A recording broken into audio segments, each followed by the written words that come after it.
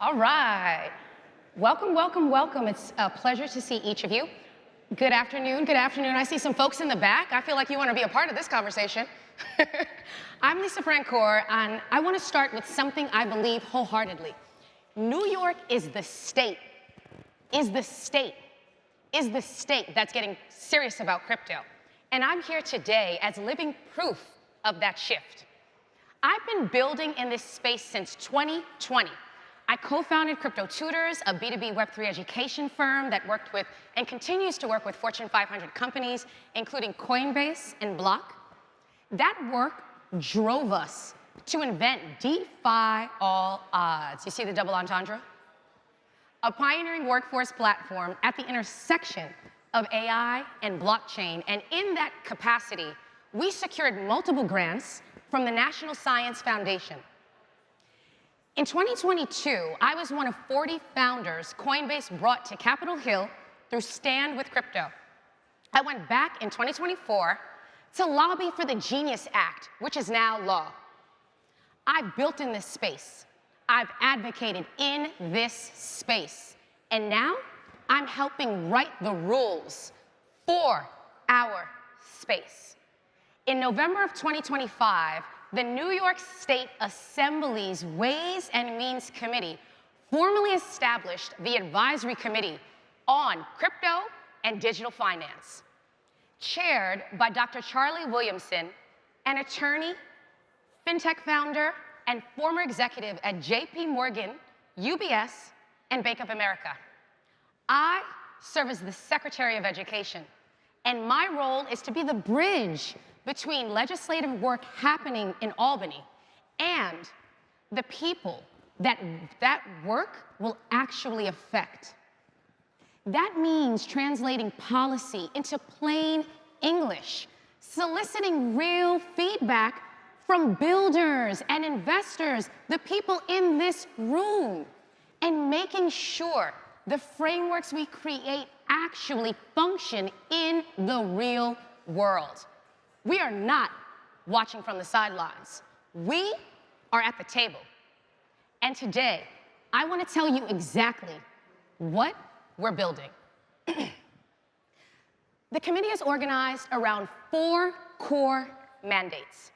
A comprehensive policy framework is in development for Ways and Means review in the 2026 legislative session. Let me walk you through each one and why it matters to you. Number 1, tax and legal frameworks. Right now, ambiguity is costing our industry real money. How do digital assets sit on a balance sheet? What are the rules for trading income? What's taxable and when? These questions don't have consistent answers, and that uncertainty is exactly why institutional capital holds back. We are working to change that, and we are not alone.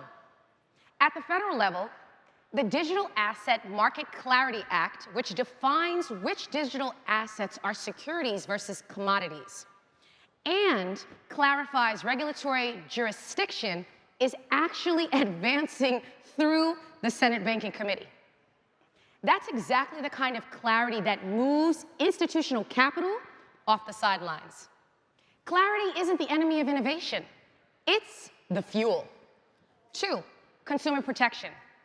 This mandate is about building trust so the next wave of New Yorkers can participate safely. And I want to be specific about who I mean. We're talking about the person in the Bronx or Brooklyn, because I know Brooklyn's in the house, who's curious about crypto but has no structured way to understand it. The career changer in Buffalo who wants in but doesn't know where to start. Creating space for legitimate actors while guarding against misconduct is how you build a market that lasts. And that trust question isn't just retail. The institutions in this room, the asset managers, the banks, the funds need that same clarity before we can deploy capital at scale in New York. We're already seeing what happens when states and cities deliver that clarity. Wyoming has been chartering blockchain native banks through its UPDI framework. Colorado has accepted crypto for state payments since 2022. Even at the city level, Baltimore has launched a blockchain-based platform for property title searches, placing over 228,000 properties on chain. To dramatically speed up transactions, reduce fraud, and address its long-standing vacant housing crisis. When the rules are clear, institutional money moves. Treasury Secretary Bessent has projected the stablecoin market reaching $2 to $3 trillion by the end of the decade.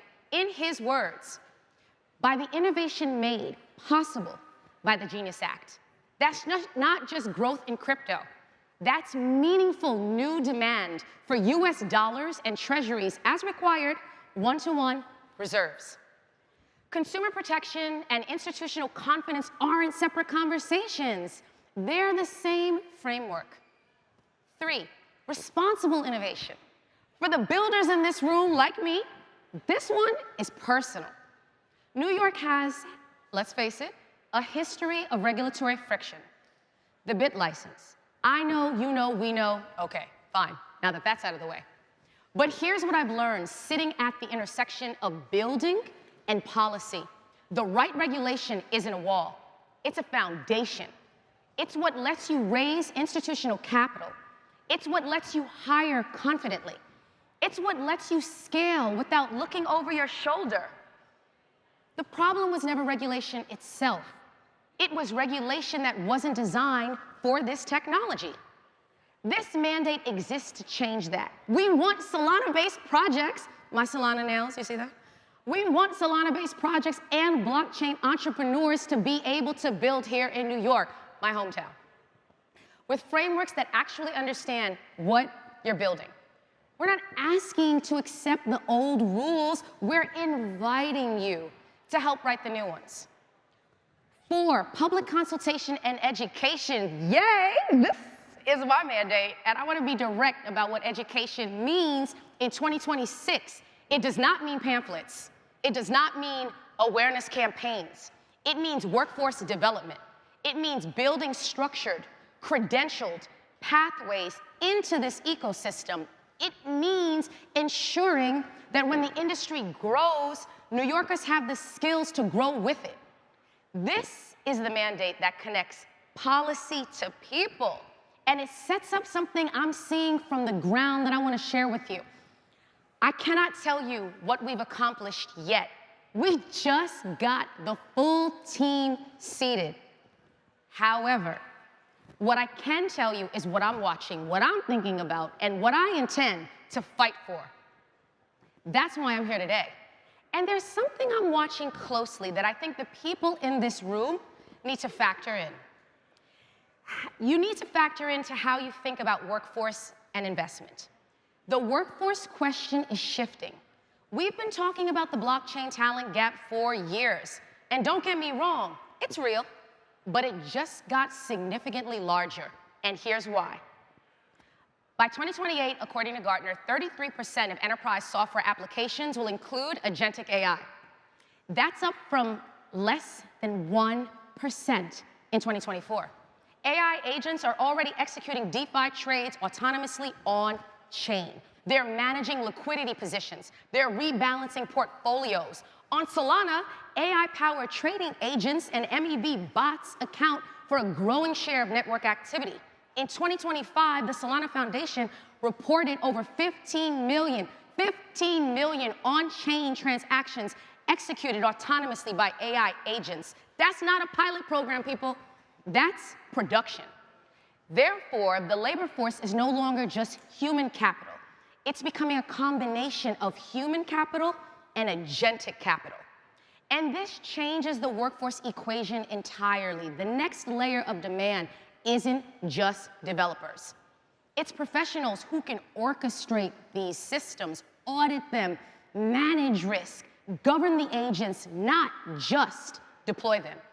It's why we're building DeFi All Odds at the intersection of AI and blockchain, and why the platform is evolving to meet this exact moment. Not just training people for the jobs of today, but calibrating the workforce, human and agentic, for the economy that's already here. From where I sit across both workforce development and policy, that is the gap that most concerns me. And it's the gap that Mandate 4 is directly positioned to address. This isn't a future use case. It's Monday, April 13th, 2026. So, here's where we are. New York has a committee. It has a mandate. It has a 2026 blueprint in motion. Tax clarity is coming, and it will unlock institutional capital. Consumer protection frameworks are being built for the next wave of participants. Responsible innovation means a regulatory environment that works for the builders, not against us. Workforce development for a world of both human and agentic capital is already in scope. The blueprint is being written. The question is, who helps shape it? Who helps shape it? Here's what I'm asking from the people in this room. If you're a builder, show up in the consultation rooms, not just on Discord. I know, that's where we dwell. Your real-world experience is exactly what we need to build frameworks that actually function. Albany is listening. Be there. If you're an investor, the policy framework heading into ways and means in 2026 is not a finished product. It's not a finished product. It's an invitation. Your perspective on capital formation, liquidity, and institutional adoption belongs in that conversation. From my end, here's what I'm committing to. I will share quarterly updates on the committee's progress publicly, starting on LinkedIn. And if you want to stay connected to this process and know when the public consultation phase opens, connect with me on LinkedIn. Lisa Francoeur. I'm not that hard to find. What's being built right now will define how these systems are governed for years to come. This isn't theoretical anymore. It's operational. I started this talk by telling you I'm a builder. And I'm ending it by asking you to build with me, build with us. Thank you.